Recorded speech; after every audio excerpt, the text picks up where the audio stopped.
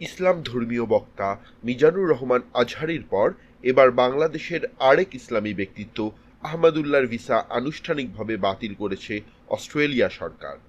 স্থানীয় সময় 5 এপ্রিল দেশটির স্বরাষ্ট্র মন্ত্রণালয় এই সিদ্ধান্ত গ্রহণ করে। হিটলারের প্রশংসা, ইহুদি বিদ্বেষী ও উগ্রবাদী প্রচারণার অভিযোগে আজহারীকে দেশ ছাড়তে বাধ্য করার পরেই অস্ট্রেলিয়া সরকার আহমদুল্লাহর বিরুদ্ধে এই কঠোর ব্যবস্থা নিল।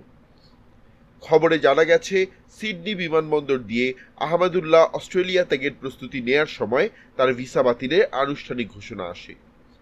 অস্ট্রেলিয়ার অভিবাসন বিষয়ক সহকারী মন্ত্রী ম্যাট থিসলেট-ওয়েড এই সিদ্ধান্তের সত্যতা নিশ্চিত করেছেন। তিনি জানান, ইহুদি বিদ্বেষী বা ইসলামফোবিক বক্তব্যকারীদের প্রতি অস্ট্রেলিয়া সরকারের কোনো সহনশীলতা নেই। এছাড়া ডেইলি টেলিগ্রাফ আহমদুল্লাহর ভিসা বাতিলের খবর নিয়ে প্রতিবেদন প্রকাশ করেছে।